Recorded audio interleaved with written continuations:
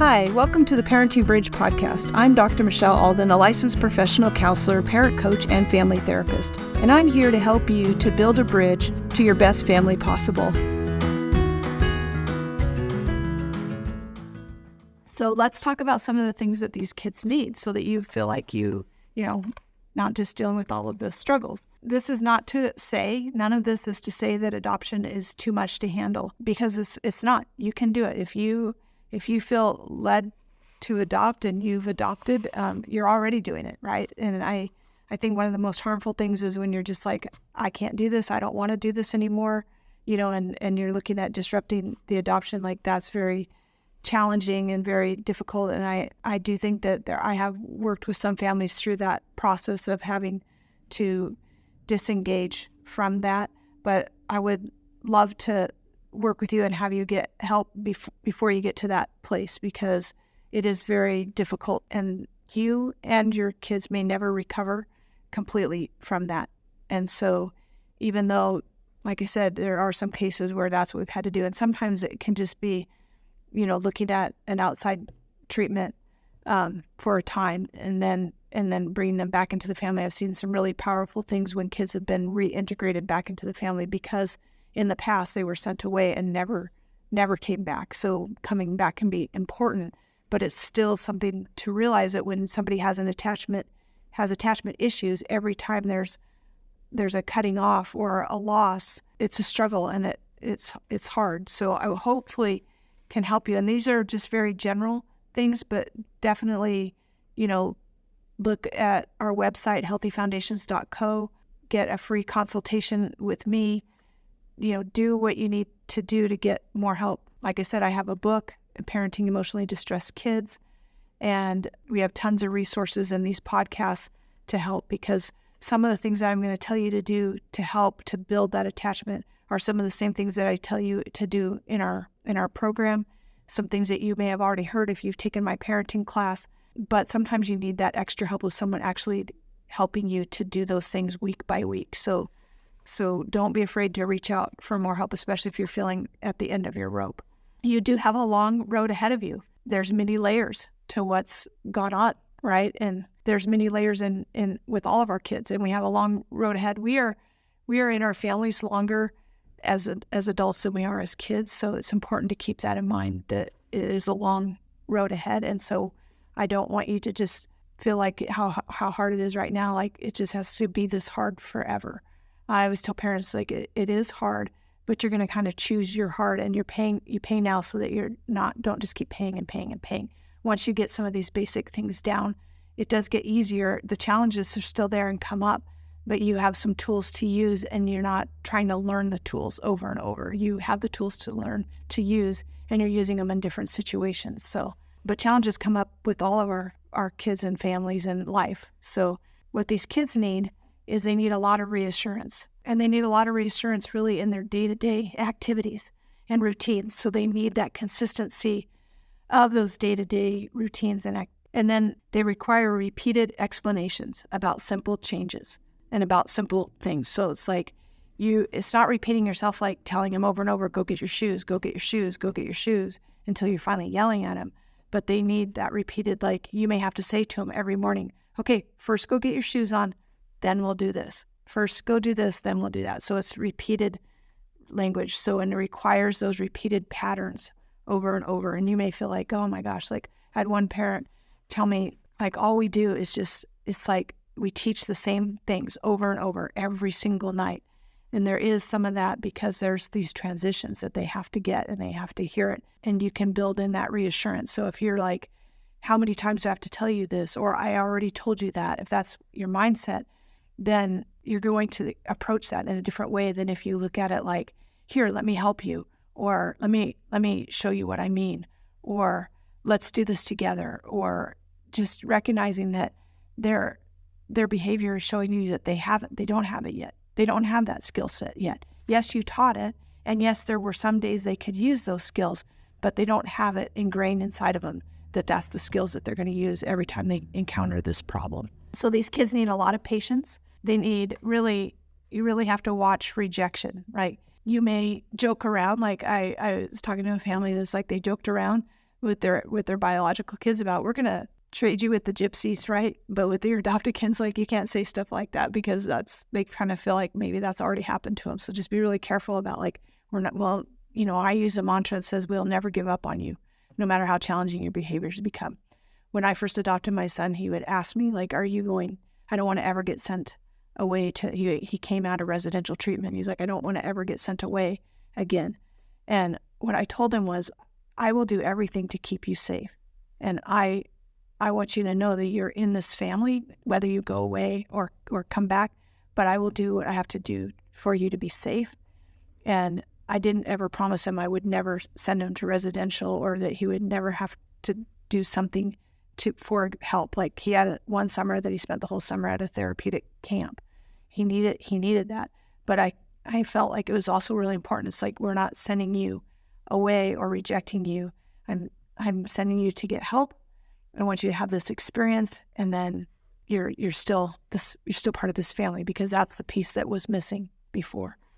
So these kids, because of that, they may really struggle, like even falling asleep. So you may need some really strong patterns and structure around nighttime. Really have to avoid giving up language. I don't know what to do with you. You're making this so hard on me, that kind of stuff. Any language that's giving up, I want you to be at least in towards the child, to know, to, like, I've got this, like, you've got this, you can do this. You will go around behind and get the help that you need and get the support you need, and you can vent and cry and acknowledge how difficult it is and how challenging it is. But towards that child, like, you really have to have that, I will never give up on you. And you have to also be in charge and know what you're going to do. It's like, okay, we're going to do this. And inside your mind, you'll be like, I don't know if it's going to work, and I'm so tired, and I've tried all these things, but I know my lowest points as a parent were those times when I felt like I didn't know what to do. And so that's why I want to help you and give you those tools to know what to do, because I want you to be stable, and I want you to be able to give that love in those caring ways, and to be consistent and yet be creatively consistent, so that you can work through their manipulation. I want you to learn how to help them and how to teach them rather than expecting them to do it and then having to give consequences. So, if you're feeling close to giving up, or you're at the end of your rope, again, don't be afraid to reach out, hire a parenting coach, seek providers that know about adoption. Remember that it's not just, they don't really just need counseling, right? Like, I've seen a lot of times with counseling, like, the kids will kind of be stuck, right, in the stuff that's happened to them. And so in the counseling, make sure that there's some adequate skill building that happens. We want the kids to have the skills to move forward. So the counselor's finding out what happened, but then they're like, oh, well, tell me what you did about that. And let's problem solve that. And let's, help them to use their executive functioning. I have videos about executive functioning. So, watch those videos about that. Talk therapy alone isn't going to do it. There's lots of kids and parents that get stuck in that, right? Like, they're stuck in their anxiety, and they're stuck in, I have this, and so that's why I can't do it. I have kids tell me all the time, like, I can't get my potty calm because I have ADHD. It's like, yes, you have ADHD, but you can do this, right? And so pointing out those things to your kids, like looking at them like they're a blank slate, and what you're going to write on that slate says a lot. What are you going to write on their walls that they build, right? They're putting up these walls, right? Through their behaviors, through their pushing away, and they don't accept love and affection in the same way, and it never feels like it's enough. But what will you write? Instead of, this is what happened to you, and that's why you act this way. It's like, I know you're good at, and I want to help you, and I'm here for you. That kind of language they really have to hear over and over. And even then, they're not going to always believe it. Like I said, my son that I adopted is in his 20s. And I would say that up until he was about 17, he believed really, like, he was very accepting of the family and the love and all that. He had his struggles. He for sure had his times when he didn't feel that way.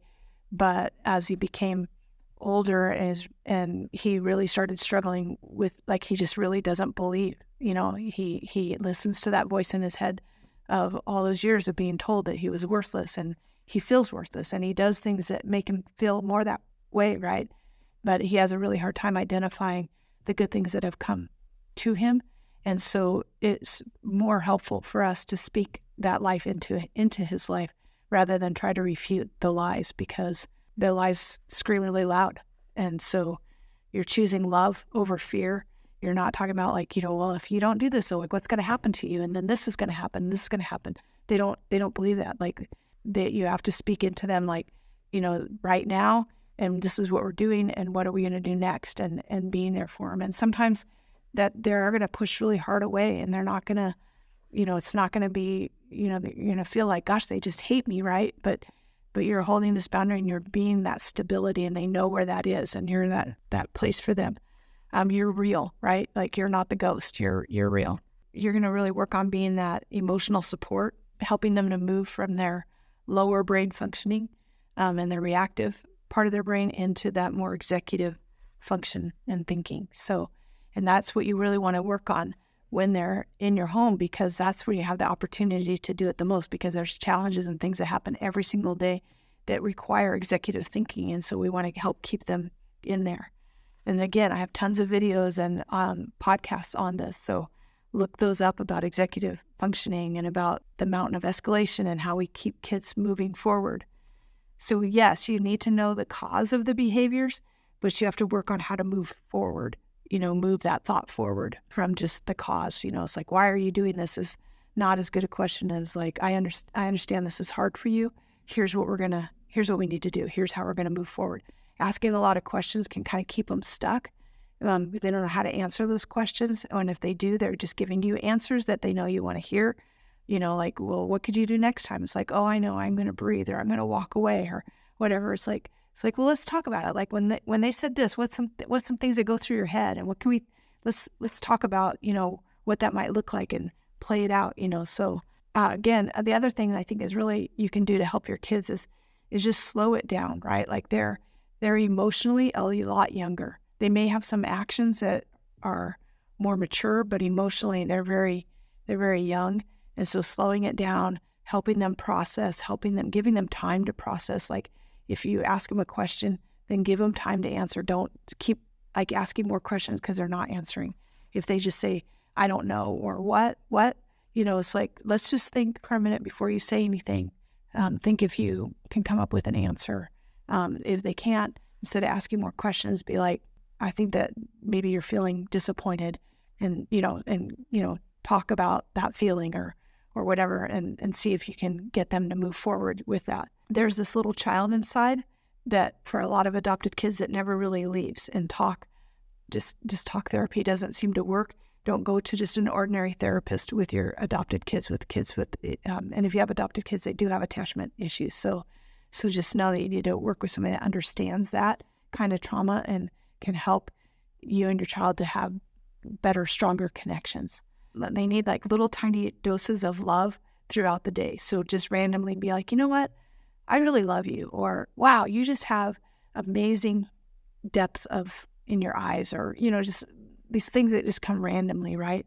Don't necessarily expect a lot back, because you're going to have to kind of give it, but just lots of reassurance rather than arguing. I was thinking a lot about this, it's like, instead of giving advice, what can I point out as far as like, hey, I know you're good at this, or, and been using that even with my older kids. So don't give into the anger. Don't get caught up in the argument with them. Like, like, oh, I'm terrible and I'm horrible and I don't know why you even care about me. And we kind of jump down this rabbit hole trying to prove to them about, oh, no, you're not, or no, you're not dumb, you're smart, and all this kind of stuff. It's like, you don't need to fight those fights. Like, just give them sometimes just the next step that they need to take. It's like, yep, you made a mistake, and that's okay. We all make mistakes, and you don't have to argue with them about whether they're smart or not. They just made a mistake. It's like, so here's an eraser, or do you want a fresh piece of paper, or something like that, just to keep them moving so they don't get stuck. They learn from feeling, doing, and experiencing, and I think that's important to keep in mind and remember. So again, this is not to say that adoption is too much to handle. You can handle it, you can do it, and I've worked with some amazing adoptive families that are giving such value and depth to these kids, and you really, I think adopted kids are amazing, right? And so there's so much that happens in the family and healing with adoptive kids, and it really requires intentional parenting. Unfortunately, it doesn't just happen because you provided this great home for the kids. Like it's going to take some work to help them to overcome some of these things, but it's totally worth it. And I'm really thankful for all the adoptive families that I've had the privilege to work with, and for my adoptive family as well. So again, if you need more help, look at healthyfoundations.co. And remember that I have a book, Parenting Emotionally Distressed Kids, that may give you some additional support. Thanks for listening to The Parenting Bridge. Do you want to learn more about building a bridge to better behaviors? Pick up a copy of Dr. Michelle Alden's new book, Parenting Emotionally Distressed Kids. Or, for more resources, you can click on the link for Healthy Foundations. If you would like to leave a comment or a question for Dr. Alden, there's a link in the notes. We'll see you next time, and remember, things can always get better.